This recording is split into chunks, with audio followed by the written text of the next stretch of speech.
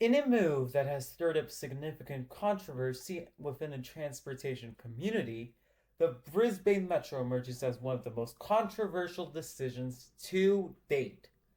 This bold initiative, which came at a staggering cost of 1.4 billion Australian dollars, equivalent to a whopping 900 million US dollars, has become a focal point of transportation debates.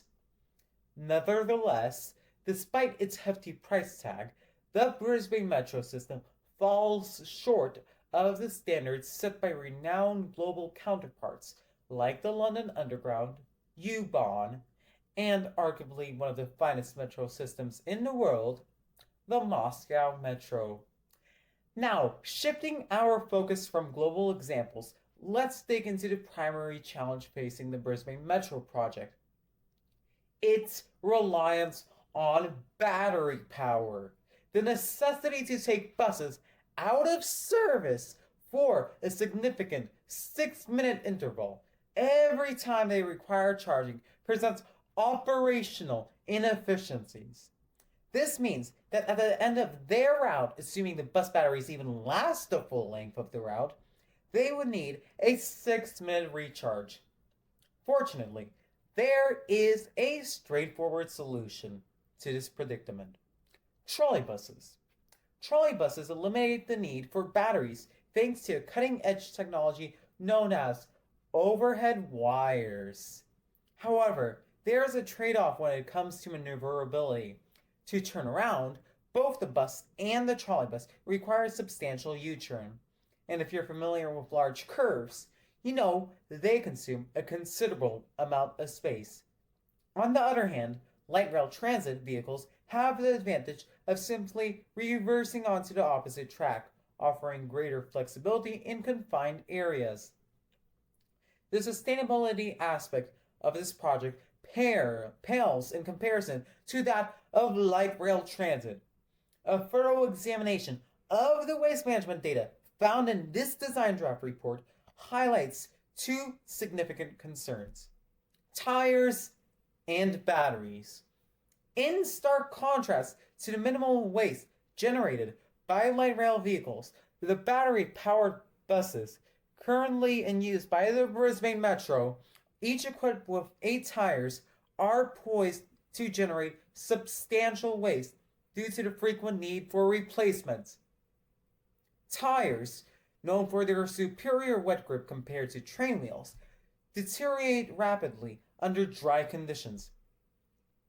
According to the National Highway and Transportation Safety Administration, tire wear contributes to 90 fatalities and over 3,200 injuries annually in the United States, a country heavily reliant on automobiles.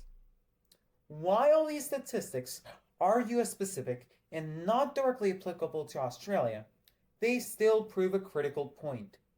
The substantial daily usage and load bearing demands on these buses in Australia will inevitably accelerate tire wear, leading to heightened maintenance requirements. This not only poses potential safety risks, but also signals a more significant environmental impact in terms of waste generation and resource consumption. Let's talk about the frequent line closures in the city of Brisbane. Frequent line closures have become a common issue, particularly when bus or train routes are shortened or cancelled.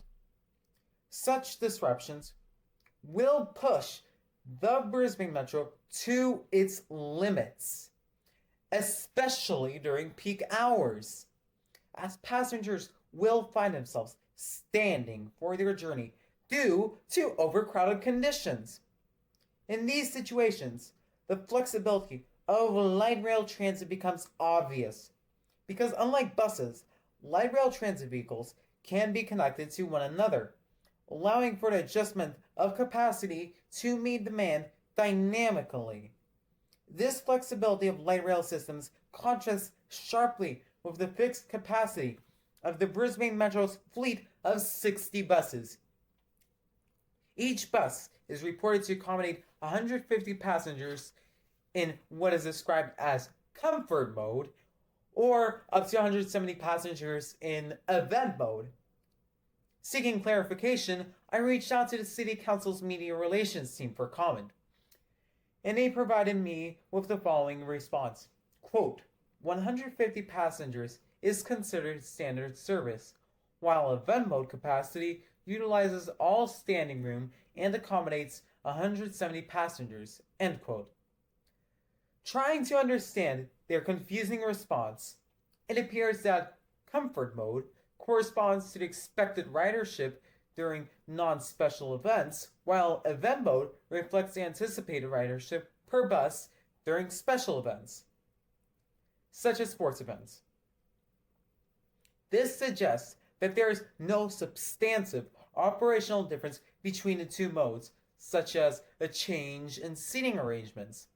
Instead, it appears to be a terminology designed to present the buses in a more favorable light compared to light rail transit. To better understand the capacity of a light rail system, let's take a closer look at the capabilities of a single Siemens S70 light rail vehicle, which can accommodate up to 220 passengers. During peak hours, a light rail system comprising of 60 trains can provide a combined capacity of 13,200 passengers. In contrast, the Brisbane Metro, equipped with 60 buses, each with a capacity of 170 passengers in event mode, offers a total capacity of 10,200 passengers.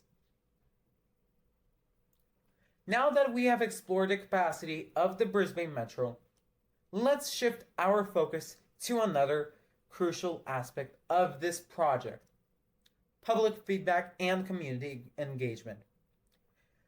During my exploration of project documents in search of public feedback, I came across an intriguing discovery within the Brisbane Metro Business Case, Chapter 10, Community Consultation and Public Interest. One might assume that a document with such a title would undoubtedly contain public feedback. However, contrary to its designation, this document was devoid of any public feedback for the project. The document's introduction states, quote, "The purpose of this chapter is to present the outcomes of community and stakeholder engagement undertaken for Brisbane Metro from May 2016 to May 2017, and how this feedback has helped shape the Brisbane Metro," end quote. To my surprise, my examination of the entire document yielded no direct quotes, let alone any negative feedback from the public. Instead, the content focused on topics such as, quote, "concern about the impact on public spaces such as Victoria Park," end quote, or, quote, "concerns about waiting at interchange points for connecting services, particularly at Hurston in the early evening or at night," end quote. The document also included statements like, quote, "feedback indicated strong support for the revised Brisbane Metro, particularly the expansion of metro services to more areas. The ability for bus and metro services to share the busway was generally supported," end quote. In examining this project's bias, a striking pattern emerges from my exhaustive review of various sources. Not a single paragraph, not even a solitary sentence, presents a coherent argument against the feasibility of light rail transit for this initiative. To illustrate this, consider a source I had initially earmarked for reference. It briefly outlines the light rail transit option, stating, quote, "This option includes light rail vehicles running the entire busway network with station-style stops. Buses would run to logical nodes on the rail and light rail trunk networks to service the suburbs. This option is discussed further in the 2009 Oricon Busway Conversion Report," end quote. However, I could not find the whereabouts of this so-called 2009 Oricon busway conversion report.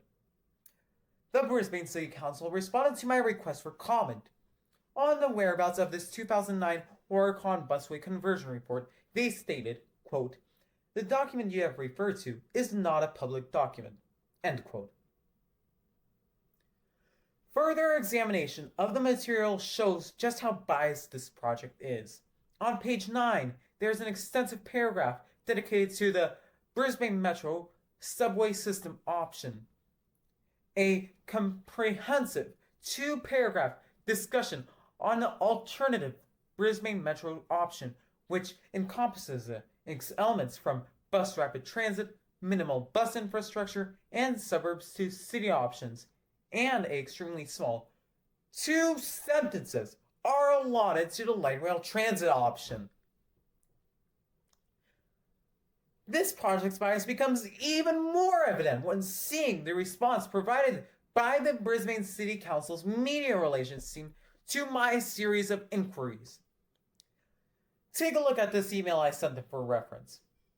I posed them a series of questions inquiring about various aspects of this project, including its budget, the frequency of bus battery and tire replacements, the estimated annual operating costs, categorized by infrastructure, vehicles and maintenance, and miscellaneous expenses, the maximum gradient on the network, and the availability of infographics or comparative data on the environmental impact of the Brisbane Metro in contrast to traditional bus services or light rail transit systems.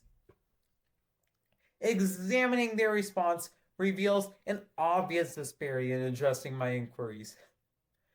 The City Council of Brisbane's media relations team expressed gratitude for my interest in the Brisbane Metro project and provided a detailed summary with links to key information about the project. They mentioned the introduction of a Churnip and Go metro lines along the Brisbane's existing busway network, extending from 8 Mile Plains to Roma Street, and Royal Brisbane and Women's Hospital to the University of Queensland.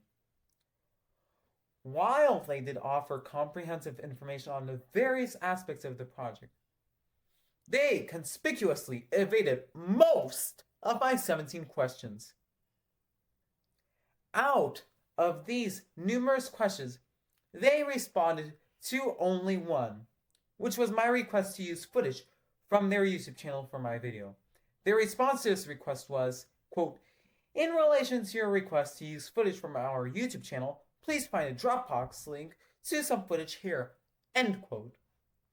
However, their interpretation of some footage consisted of a single video lasting only 1 minute and 45 seconds. Their limited responses to my questions starkly contrast with the amount and depth of my questions, leaving me with the impression that they might be withholding further information. Let's discuss the reason behind withholding information, a practice often employed by cities and governments. In the realm of transportation projects, citizens typically seek what's best for their communities.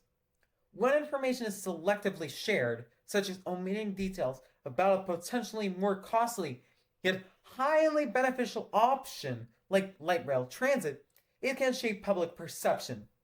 In such cases, citizens may be led to believe that the presented option is the superior choice, while viewing the alternative, in this case light rail transit, as inferior. For example, in 2023, Cincinnati voters decided to sell the Cincinnati Southern Railway, a city-owned rail line leased to Norfolk Southern.